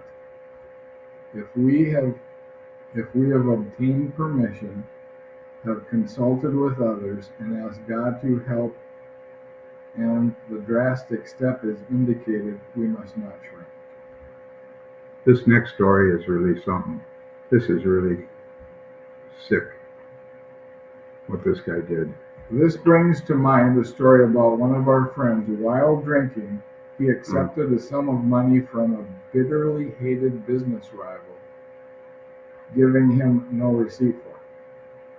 He subsequently denied having received the money and used the incident as a basis for discrediting him. He thus used his own wrongdoing as a means of destroying the reputation of another. In fact, his rival was ruined. Okay, now they're in a small town, and he's got a competing concern going, business going. And he takes money from the guy that was paid, doesn't give him a receipt, and then tells everybody that this guy didn't pay him, and ruins his reputation and his business. The innocent man. Yeah, so his family and everybody got it. He took everybody down on this one. Wow. He felt that he had done a wrong he could not possibly make right. If he opened that old affair, he was afraid it would destroy the reputation of his partner, disgrace his family, and take away his means of livelihood. Okay, if he opened the old affair, he was afraid it would destroy the reputation of his partner. Now he's Not in himself. business His new with, partner. he's in business with another guy. Okay. So he's in a partnership with this other guy, and it's going to wreck the whole reputation of the company, see, if he opens this up. So he was afraid it would destroy the reputation of his partner, disgrace his family, and take away his means of livelihood. What right had he to involve those dependent upon him? How could he possibly make a public statement exonerating his rival? See, this is a small community. This is a small town we're talking. So everybody knows everybody. Yeah. Nice, huh? Yeah. Yeah. Now look how he handles this. After consulting with his wife and partner, he came to the conclusion that it was better to take those risks than to stand before his Creator guilty of such ruinous slander. You know, we don't think too much of ruinous slander today. It's really sad. No, we don't. Yeah. He saw that he had to place the outcome in God's hands, or he would soon start drinking again, and all would be lost anyhow. So look how he handles this. Kind of interesting way to do this. He attended church for the first time in many years. After the sermon, he quietly got up and made an explanation. So he gets up in front of the whole church. Mm-hmm. His action met widespread approval, and today he's one of the most trusted citizens in his town. This all happened years ago. Isn't that something? Now, I'm sure that wasn't the end of it. He probably had to pay money or Oh, yeah. who knows what. You'd think. Yeah. Boy, what a sad, Yeah, that's a rough deal. That's a dark one. That's a dirty deal. You know? Now we're going to get into some good stuff here. The chances are that we have domestic troubles. Anyone? Mm-hmm. Anybody got domestic troubles, you know? Family? Perhaps we are mixed up with women in a fashion we wouldn't care to have advertised. Anybody mixed up with women in a way, in a fashion? That's an interesting word. In a fashion we wouldn't care to have advertised. We doubt if, in this respect, alcoholics are fundamentally much worse than other people. But drinking does complicate sex relations in the home. Yes, it does. Mm. After a few years with an alcoholic, a wife gets worn out, resentful, and uncommunicative. Yeah, that happened to me. Yeah. How could she be anything else? The husband begins to feel lonely, sorry for himself. He commences to look around in the nightclubs, or their equivalent, for something besides liquor. Perhaps he's having a secret, exciting affair with the girl who understands. And this is great the way he puts this. Yeah. Because, you know, you're talking to somebody in the bar, the girl who understands. She got the same trouble. Right. You Yeah. know? Yeah. In fairness, we must say that she may understand. But what are we going to do about a thing like that? A man so involved often feels very remorseful at times, especially if he is married to a loyal and courageous girl who has literally gone through hell for him. Yeah, well, that was the position they found themselves in. Right. You know? Whatever the situation, we usually have to do something about it. If we are sure our wife does not know, should we tell her? Not always, we think. Ooh. No. You hear people look at these sentences. Oh, well, now we should lie. There's a justification for lying. I'll tell you what I realized about these sentences, okay, is that this book was written in the 30s when people made a commitment in their marriages. And they weren't kidding. These marriage vows were something they were going to stay with each other for life. Yeah. They made a absolute lifelong commitment to one person, and they meant it. Yep. Okay? So they were much more inclined to try and keep families together than to blow them out, all in the name of, oh, I got to be rigorously honest with everybody. How about if you're honest with yourself? Oh, no. I got to be brutally, I got to tell her, I got to damage her again, you know. Yeah. Listen to where this goes, because this is beautifully done. Not always. So if we're sure our wife does not know, should we tell her? If we're sure she doesn't know about any of this, should we tell her? Not always. Maybe, but not always, we think. We think. Not always. If she knows in a general way that we have been wild, should we tell her in detail? No. Undoubtedly, we should admit our fault. Mm. She may insist on knowing all the particulars. She will want to know who the woman is and where she is. Mm. We feel we ought to say to her that we have no right to involve another person. It's an interesting line, because you Yeah, it already is. have, you know. We are sorry for what we have done, and God willing, it should not be repeated. That's the strangest sentence I ever in the book, as far as I'm concerned. Like, God willing, it might be repeated. I mean, it's just, we are sorry for what we have done, and God willing, it shall not be. Well, I think God's willing, you know. Yeah.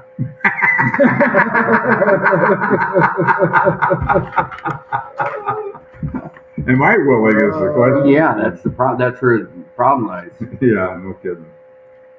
More than that, we cannot do. We have no right to go further. Now, here's a great point. Though there may be justifiable exceptions, and though we wish to lay down no rule of any sort, we have often found that this is the best course to take. Yeah. So we're not trying to lay down any rules here about this, because every situation's different, Yes. every circumstance is different. And when a guy comes and tells you the story, let's say to me, he's only telling me what he wants me to hear. Yeah. You know, I don't know what the particulars are. How am I going to solve any of this? Mm-hmm. There's no possible way. You're best to just stay out of the middle of this crap, you know? Well, especially when it comes to you ask any cop, their biggest fears are domestic. Of course. The emotions are through the roof. It's a nightmare. And it says it on 58 or so. You're getting half truths or half measures. You're getting their side of a story. And how obscured is their side? Maybe they're not seeing it for what it is. Maybe. Maybe. Maybe.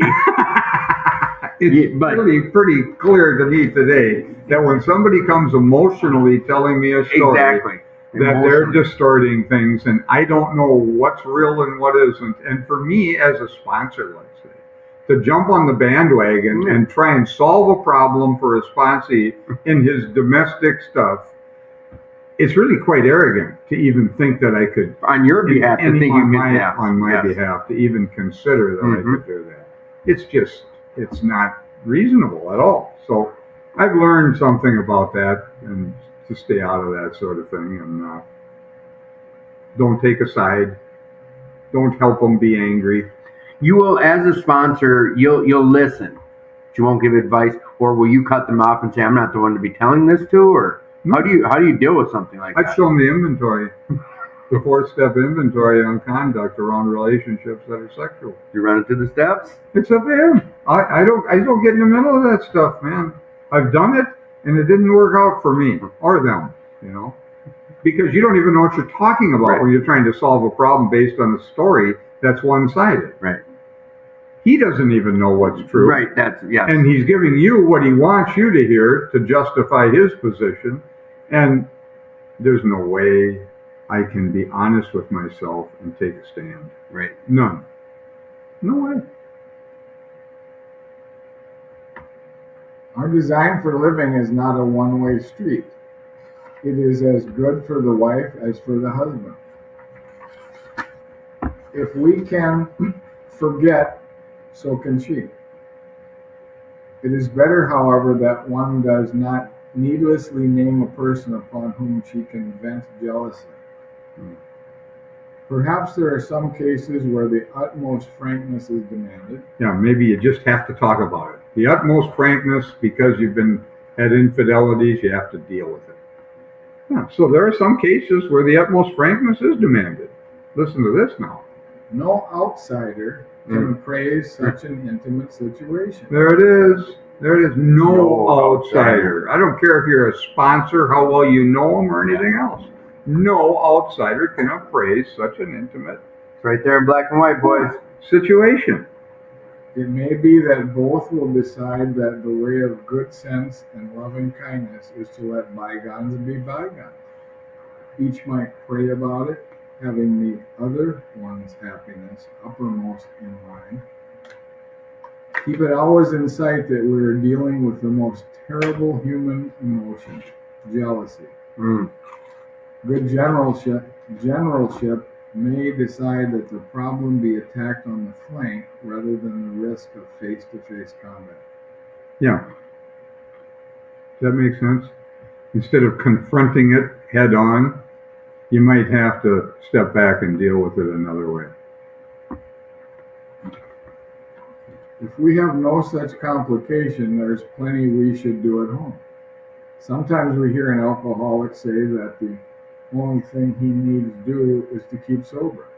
Certainly he must keep sober, for there will be no home if he doesn't. Mm.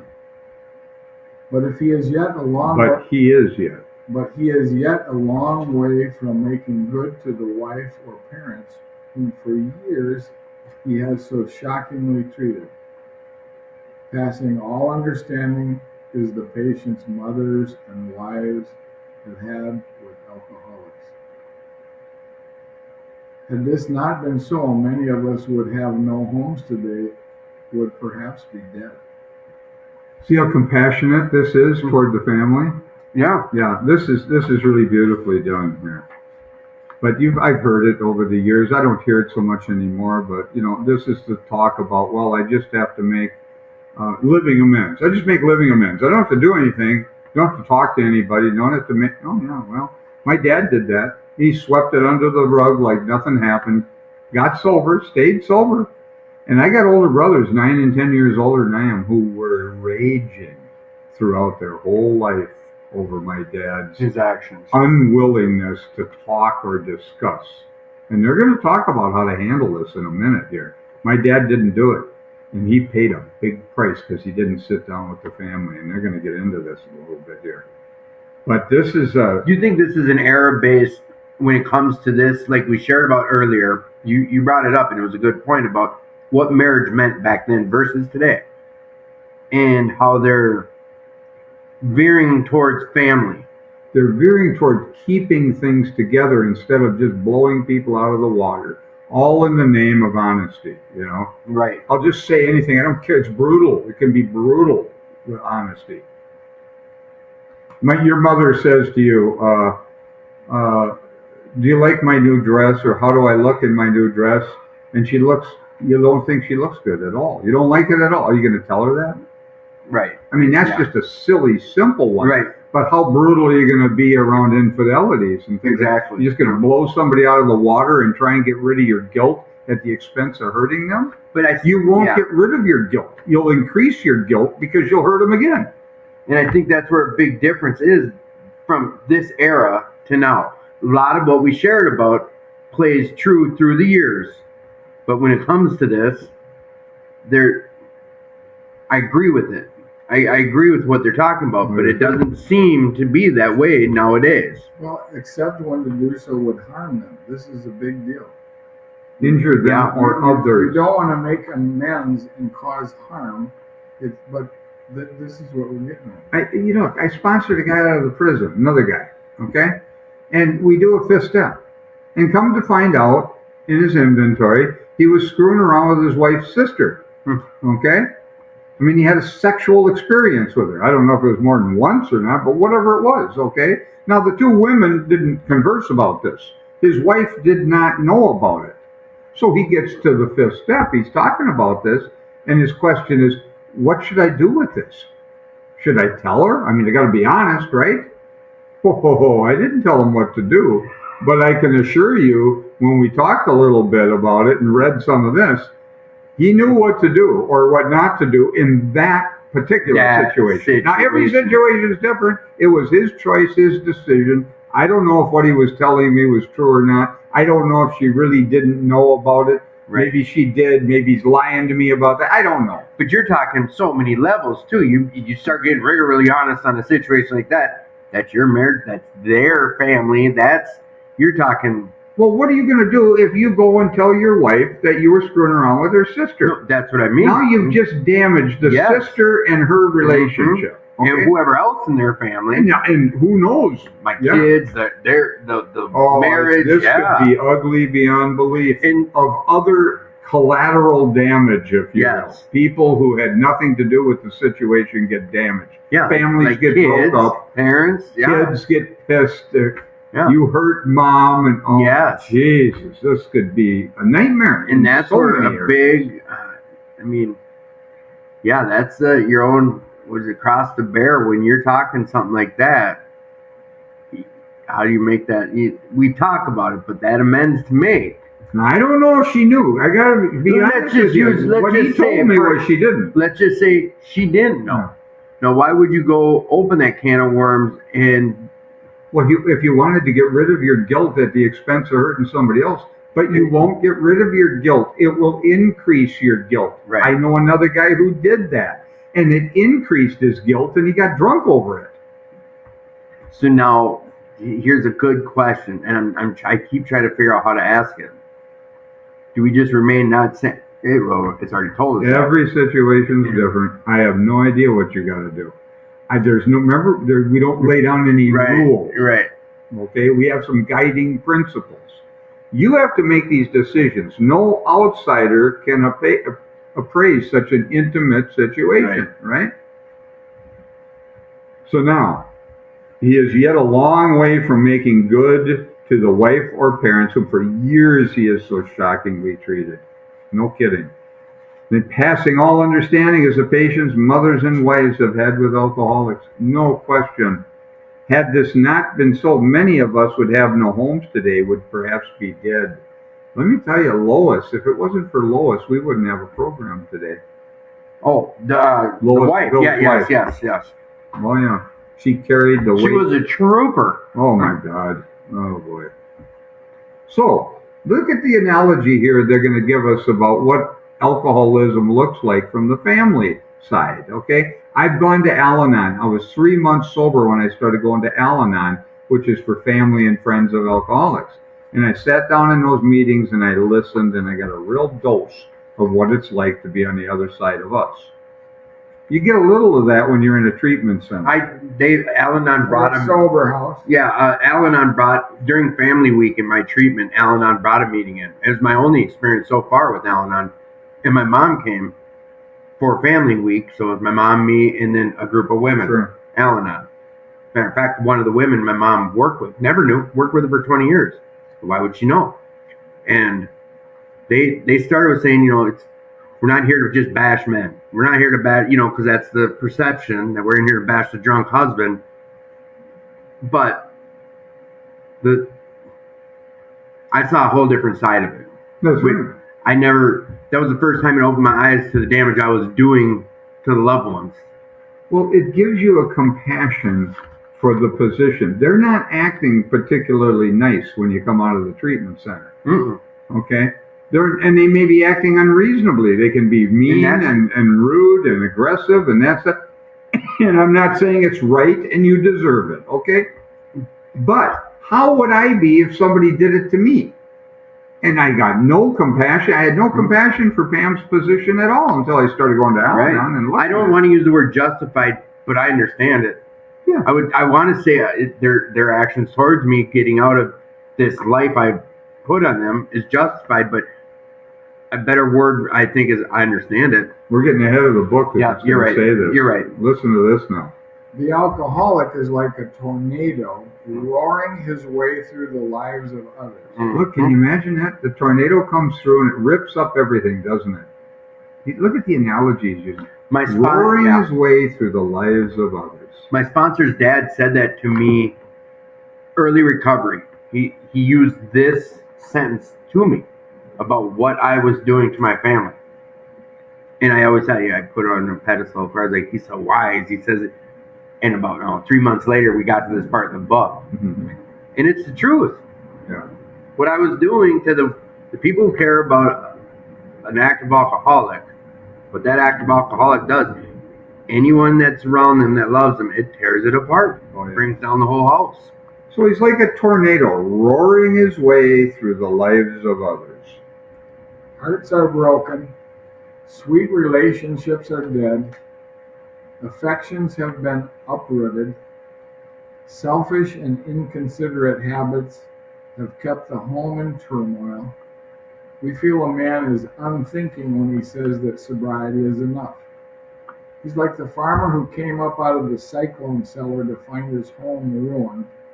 To his wife, he remarked, "Don't see anything the matter here, Ma. Ain't it grand the wind stopped blowing?" Oh my God, you come out of the treatment center and you go back to your family and you're happy because you've made a decision you're going to do something different and your life's going to change. And you're sincere about it, but they're not too thrilled to see you. They're not too happy and they don't treat you very well. And I've had plenty of experience with this with guys I've sponsored. And one guy was sober for 11 years, got drunk, wrecked everything, lost everything again over the next 10 months. His wife had been in Al-Anon for 11, 12 years. And he comes out and I'm talking to him and he says to me, "Well, she's acting like such a jerk to me and stuff. She's been in Al-Anon for 12 years." And I said, "She's been a human being for 35. Why don't you give her a break?" You know? You know what I mean? How would you like it if you were, if the shoe was on the other foot? Put yourself in someone else's shoes. You know, people don't do that very easily. In some cases, we're not very aware. But you can imagine, you come out, you say, "Well, ain't it grand the wind stopped blowing? My dad got sober. Oh, ain't it grand? I'm sober." Everybody, my brothers were not happy. I was pretty young, so it didn't mean a lot to me, one way or the other. And I really wasn't around him much, so I didn't care. There was no family when I came through. I was hanging with my sister, 6 years older. But he just swept his alcoholism under a rug. He never talked to anybody about amends. One of my brothers was in AA, and he died drunk.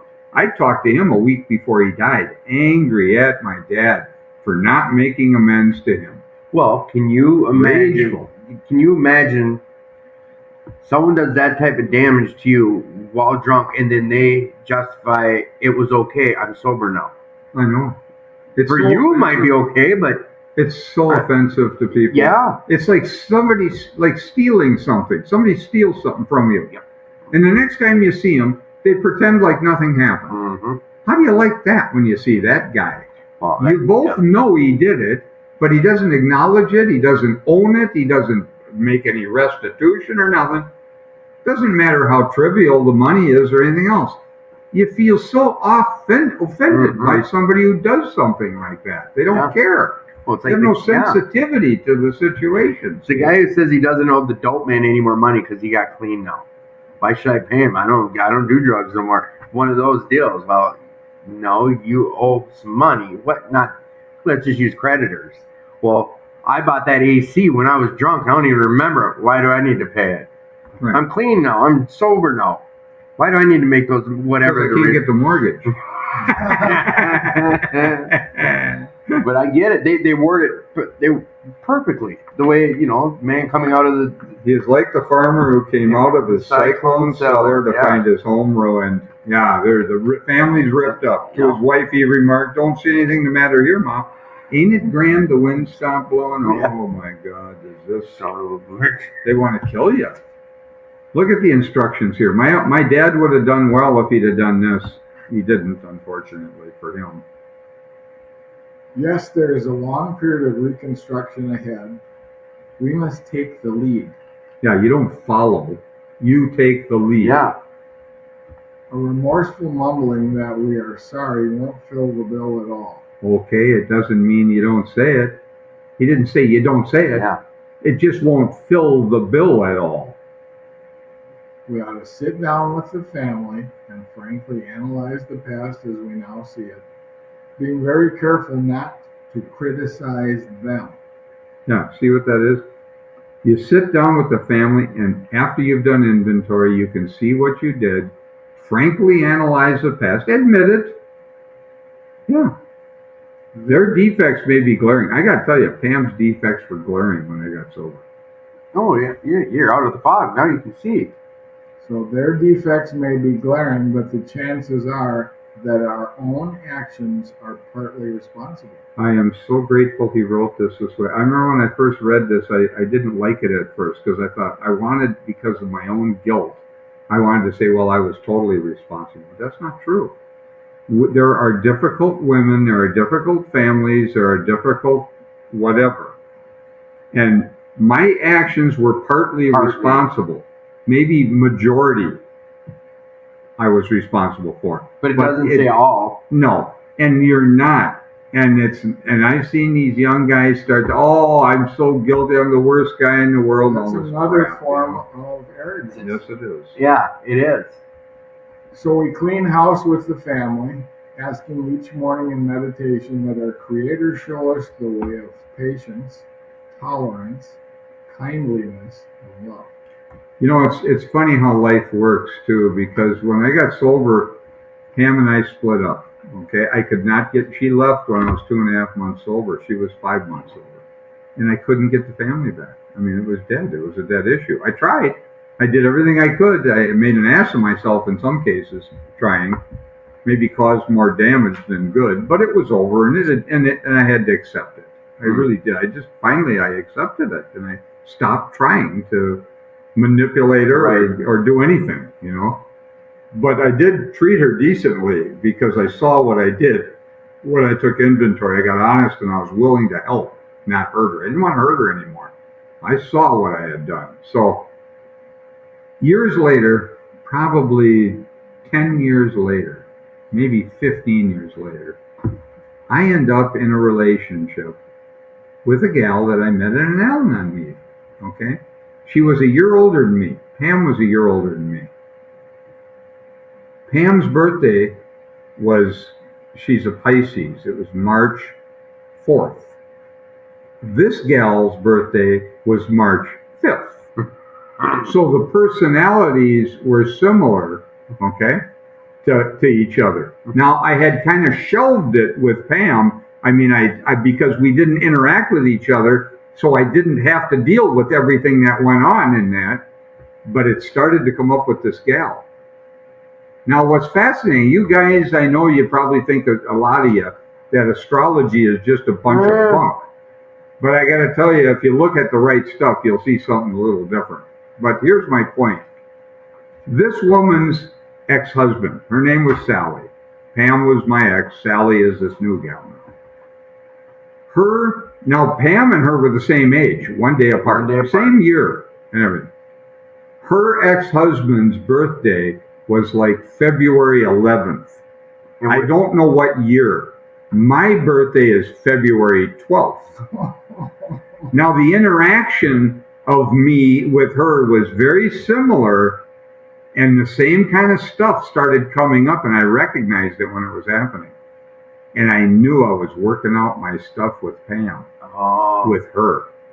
And I had to deal with it. It started to come up. Wow. And it was interesting. That is. And I walked right through that. We went out for a while, for a couple of years. Oh, I bet you just. Well, it was the same kind of stuff. It was the same dynamics and things. But life brings this stuff in for healing.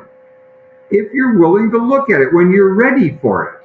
If you're not ready for that new relationship, it might, if your consciousness isn't elevated high enough, it might look like a demon relationship, like she's a monster. Right. But if you are eligible for that level of consciousness and willing to look, it'll be a bliss. It'll be beautiful, see? But it depends on me and where I'm at. You. But it will. I had another gal that I went out with, and she was like a monster at first, man. And I had to work through that one with her too. I've had some fascinating experiences around relationships as I've gone along, but I've been willing to practice these principles, and I was doing some other spiritual stuff too, besides this. That really put a rocket on my back. That's a story outside of this stuff. Yeah, that's another show we're going to have some conversations about. Yeah, but that's a whole different deal. But my point is, life seems to bring these experiences out. I don't always get a chance to talk about some of this stuff. Some of the stuff Jesse probably hasn't heard, like with Sally and some of that. I've got a ton of this stuff, and I really appreciate opportunities like this because I can get in on some of this at a little better depth. Right. But I've had a lot of this sort of thing go on, and I've had to work the stuff out, and I have. And the awareness that's come and the rising of your consciousness has been. Yeah, that's awesome. It's been beautiful. It's been. That's some of the other things. Not that it was easy. Well, no, it's work. Well, it's the work is really sort of the defense against the change. This is some of the stuff like that, or just bringing up. There's a few topics I want after we run through the 12 on here. I want to have you guys back a final show, if more. But there's some topics we got to talk about, and some of it's meditation stuff. Sure. I got to dive into his astrology shit. But okay. No, I'm joking. Okay, let's keep her going here. Yeah. So here. The spiritual life is not a theory. We have to live it. Unless one's family expresses a desire to live upon spiritual principles, we think we ought not to urge them. Don't push it and start talking about what they should do and how they got to live now, just because what you're doing. We should not talk incessantly to them about spiritual matters. They will change in time. Our behavior will convince them more than our words. That's a fact. We must remember that 10 or 20 years of drunkenness would make a skeptic out of anyone. Yeah. Imagine the atheist goes home and all of a sudden he's a religious lunatic. Yeah. Goes from one extreme to the next. There may be some wrongs we can never fully right. We don't worry about them if we can honestly say to ourselves that we will right them if we could. Some people cannot be seen. We send them an honest letter, and there may be a valid reason for postponement in some cases. But we don't delay if it can be avoided. We should be sensible, tactful, considerate, and humble without being servile or scrapping. Scraping? Yeah, I think. As God's people, we stand on our feet. We don't crawl before anyone.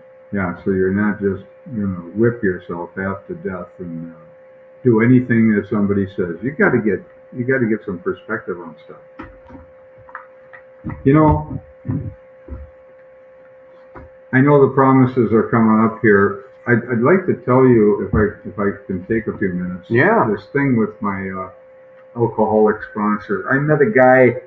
I've had some interesting experiences in my life, just in general.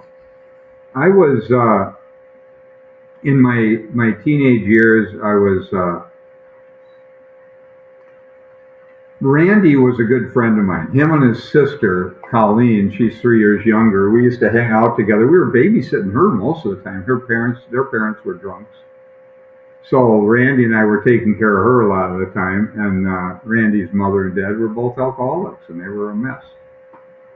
But as we grew older, Randy and I worked together. We drank together. We sniffed glue together. We did everything together. We went to jail together, and it's just the way our lives were. He was one of my best friends. Right. I had some others, but I was always actively out doing stuff. I was out going down the Mississippi River on a raft. I dealt with a couple guys and riding the freight trains out in California and up into Washington through Oregon.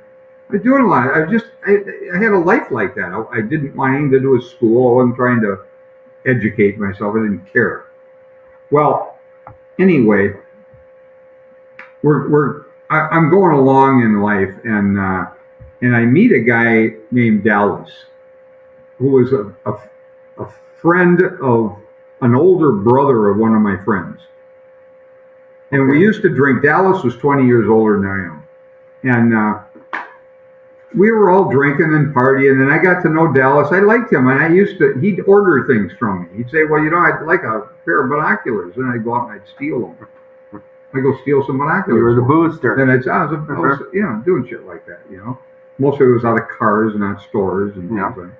But I'd been a thief all my life. And Dallas, I was raised with a lot of communist ideas. Yeah.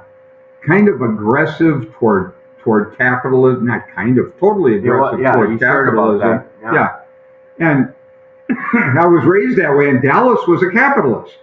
He was excited about business. He was a realtor. He was making money, and he was excited about stuff, about life. Right. I'm in my teenage years, so I would have been, let's say, 17, 18 years old. He was 38. Okay.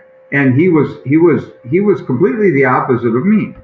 Well, Dallas and I became friends, and pretty soon I'm drinking a lot with him, and he became my alcoholic sponsor. Okay? In other words, he taught me how to drink. Okay? You should have an alcoholic sponsor. Just like you'd have a non-alcoholic sponsor. Yeah. Somebody who can show you the ropes. Well, Dallas taught me how to drink. Well, he taught me so well, I went right past him. I excelled at this. The student becomes the teacher. Becomes a lunatic. Dallas kept drinking. He definitely had a problem with alcohol, But we're all hanging around drinking and that sort of thing. And I got to know Dallas. Well, he was a realtor, and I was screwing around with property. I was making money buying and selling houses. Yeah. I bought this house for my sister, and I fixed it up, and I refinanced it, and I got money out of it. I paid off the contract for deed, and Dallas liked to fool around with contracts. See, back then, we do creative financing. Mortgages, interest rates were so high. They were up 15, 16% in some. It really became a nightmare. And we're doing creative financing. See, so you'd buy a place on the contract for deed. The contract had to be seasoned. You might need 10% down to make it a saleable contract, in case the guy who holds the contract wants to sell it and gets his money out. See, so it had to be done a particular way. Dallas taught me how to do that. Taught me how to drink. We'd go into the bar, and he showed me that as soon as you walk in the bar, you go up to the bartender and you give him a big tip, the first beer, the first drink.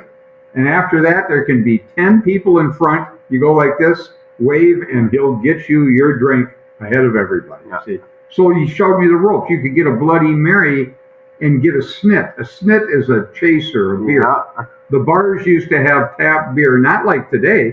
They had tap beer only for chasers, for whiskey and brandy and that sort of thing. See? So I learned that you could get a snit, a little shot of beer, with a Bloody Mary. Now, who knew that? You know, so you learn how to drink better, cheaper, different Yeah. ways of doing stuff, you know. Mhm. And he's 20 years older, so he's kind of mentoring me like Yeah. an older man with a kid. That was just the way it was. So we're doing these real estate deals, and Dallas, I'm going to sell my house. The little house I had, it was a nice place. Yeah. And I was over on Colfax and Lake. And and he writes on a napkin, we're drinking down at Duffy's and Nibs. That's when those, used to call it the Corners down there on 26th and 26th. Pearson's Bar was down there. This was a nightmare area. A lot of drinking and partying and trouble, you know. But on a napkin, he says he's going to give me 10% of the commission that he gets when he sells my house. So I thought, great, get 10%. So I'm going to list it with him. Well, I'm going out of town. It's Mother's Day, opening fishing weekend. I'm supposed to go out of town with my buddy. He's going to ride with me, Craig Quigley. Yeah. It's Randy's sister's fiance. My good buddy that I grew up with, his sister. They're going to get married and stuff. We're going to go up now, opening fishing weekend, the boys. Yeah. He's going to ride with me. The muffler falls off my car. So it's like Friday. I can't get it fixed right away. So I'm going to have to ride with those guys if I go. Mm-hmm. Okay? Well, Dallas and I are heeing and hawing about whether we should list this property on Mother's Day because of nobody's in town, Right. see? And right at the last minute, I left it up to him. Should I go or should I stay? And at the last minute, he says, stay in town and we'll Figure it out. Okay. Yeah. So I did. Those guys got killed on the way up north. Hmm. If I would have had to ride with them if I'd have You would have gone. been dead. Dallas saved my life in that sense. There was a guy named Norm Alpe out of California who used to talk. He was out of California. He'd say, seconds and inches. Life comes down to seconds and inches. Well, it really did in this case, because Dallas made that decision. I didn't, and I'd have been with him in that car had he not made that decision. Wow. Yeah. So I stayed in town. He sold my house, and then he never gave me the 10%. Now, I never confronted him on this, but I didn't like it. You know, Right. I never really pushed it at him. I liked Dallas. I just didn't want to get in the conflict, you know. So I never said anything, but it was always in my mind, you know. He owes me that 10%. Well, I sold the house for about $56,000. You could figure it out, but I never $5,600. figured it out. I never figured it out how much money it was, but I had it in my mind it was a lot. It was Right. thousands in my mind. Okay? All right. So now we go along, we're drinking and stuff, and I end up, I don't know, I had some money problems, and I asked Dallas if he'd borrow me some money. And I'd give him my car. I had a car, a station wagon, Yeah. a decent older car. And he borrowed me $460 or something like that. And we wrote an agreement. Yeah. And I gave him the car. I parked it in front of his place, gave him the keys, and I gave him the title card. Well, after, a week or so, I'm thinking about it, and I think, that son of a gun owes me money. So I went back and I just took the car. And I had another set of keys, and I never talked to him again about any of it. I mean, I wasn't real close with him at this point, but I just shut him out of my life, see? Well, he's still drinking and whatever he's doing. I just didn't see him after that, and I never paid him. And the car, back then you needed the title card to get tabs for a car. You couldn't just get them like you can now without the tab, without the title. He's got the title. I can't talk to him. The car gets towed in because the tabs are expired. Now my car's in the impound lot. I find out I can get the car out of the impound lot if I go to the auction. I buy the car back at the auction. They retitle it. And I get the car back for a fraction of what it would have cost to get it out of the impound. Yeah. So now I'm just buying it at the auction. It cost me very little, and I end up with the car, and it's retitled. I just aced Dallas out of the whole picture because I don't need him now. Right. See? Right. Well, years go by. 15 years go by. I end up getting sober, and I'm going to some meetings, and Dallas finds out I'm sober, and He comes around, he's interested in maybe getting sober because he knows what a drunk I was. Right. I start taking him to some meetings. And we're going to meetings. I forgot all about this. This was gone out of my mind. This was years earlier. Now I'm going to meetings with Dallas. I'm dragging around. We're over in St. Paul at a meeting. I remember the meeting. It was the Summit Hill group.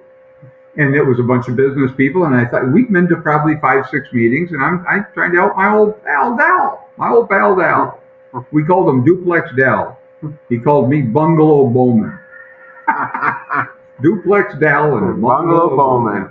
But anyway, so I'm going to meetings with him. We're in a men's meeting, and I'm sitting there talking about amends and all this stuff, and he's sitting there, and I'm starting to get the cold shoulder from him, man. We get back in my car, we're driving away, and he's not acting too nice toward me. He's not saying nothing, but I know something's up, and I don't remember what it is, and I let him out of the car. And over the next few days, it dawned on me, man, what I did to him, I stole that car back. You know, I'm already trying to bring up the napkin, but go ahead. So I call him up, and I said, I know what's going on, man. I know I look like an absolute hypocrite to you. I've been sitting here talking about amends, and I haven't cleaned up my mess with you. And he went back to drinking, by the way. You know, he was drinking. He said, screw this. Maybe I represented AA to him. See? Right. And I look like an absolute jackass. Well, I called him up. I said, I got to pay you. I'm going to pay you. So I started picking him up once a week, and I'd give him money. And I was giving him $25 a week. It was a lot of money. This is a lot of years ago. Right. I'm giving him $25 a week, and I'm taking him out to breakfast every week. So I'm paying for breakfast, and I'm giving him his money, and I paid all that money back over a period of whatever it took. Now, I never needed the title again because that car was long gone, and all that was out of my world. But I never brought up to him that he owed me from that signing of that napkin. But when I finally paid the last thing up, I said, Dallas, I want to tell you something. I'm going to tell you this why. I'm not trying to justify what I did, because what I did is wrong. But I can tell you that what happened was I had it in my mind that you owed me money on that napkin when you signed that. We were drunk when he did it, you know? Mm-hmm. Maybe he forgot about it. Maybe he didn't even know he did it. Mm-hmm. What was his response? Well, he didn't really say anything about it. He didn't say anything, really.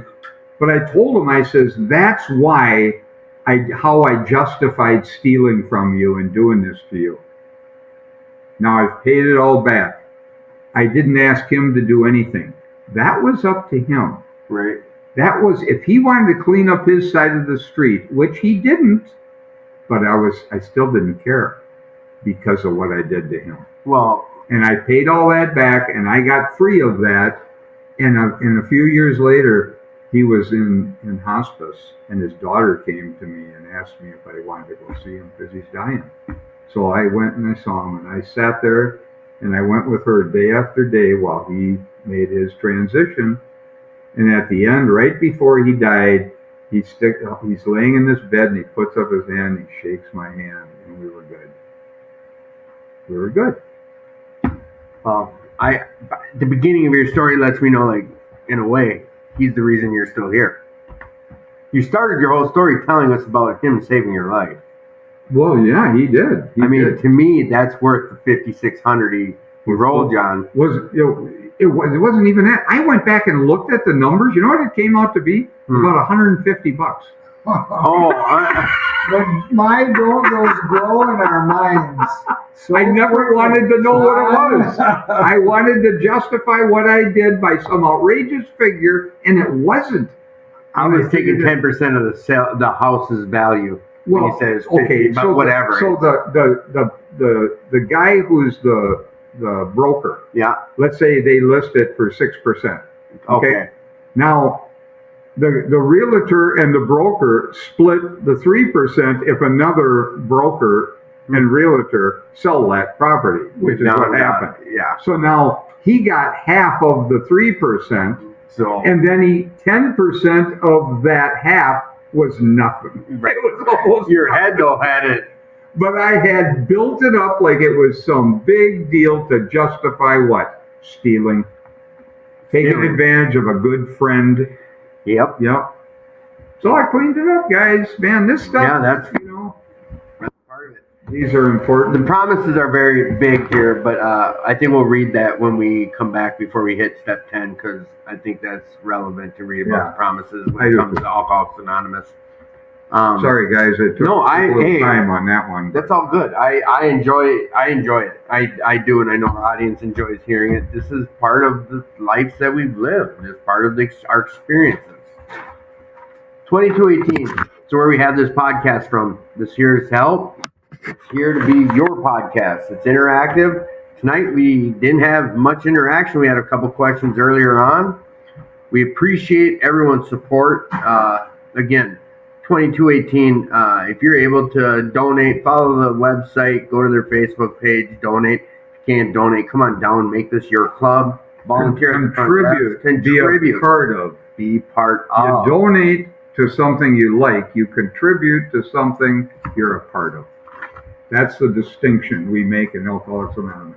Now, next Friday, you're going to be hearing me from Arkansas. I'm taking the show on the road.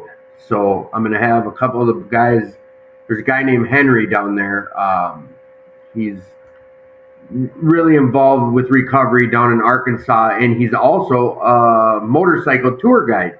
So a group of us from We'll Work for Recovery are riding our motorcycles down to Arkansas on the 8th, and I'm staying until like October-ish or something. I'm staying for quite a while. My girl's coming out halfway through. But Henry is got us going. There's a place called the Coffee Cup. It's like an Alano, but it's their version of it. And we're going to be doing a meeting Friday night. And then right after, we're going to be having the podcast. And I'm going to have a couple of these Arkansas boys on the show. So tune in for that. I know Henry will be on. I think we'll have Paul from We'll Work on, Mike. We're going to have quite a few different people. That's next Friday. September 10th, come down to the club. That is a week from tomorrow. Come down to the club. We've got the 2218 Pat Cronin birthday bash and bike run. It's going to be a blast. It's all day fun, family friendly.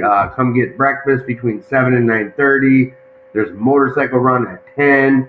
We got speakers throughout the whole day, tours of the club, cake and Vic's cooking barbecue, a dance with DJs and what have you at 9:30. Come down to the club. 2218 saves lives. Make it your club. We love you guys. If you're struggling, all I ask is please reach out. You don't have to be alone. You're worthy. You're worth living. Reach out if you're struggling.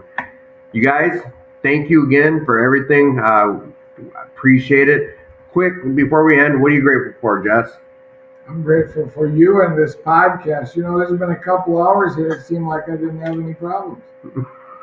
Hey, that's part of this recovery I feel thing. real good about that. Couple alcoholics getting together, and before you know it, time's flying, and you're having good times and growing.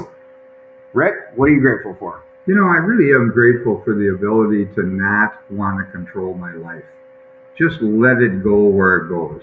Let people, you know, I knew years ago that I would have to get used to people coming and going in my life. And I've gotten actually used to it. I've gotten used to having my feet planted firmly in midair.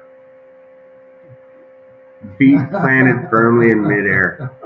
I think we're going to leave you with that. Think about that. It'll take a week to figure it out. We love you guys. Thank you for the support. Till next week from Arkansas. See ya. Hell of a show.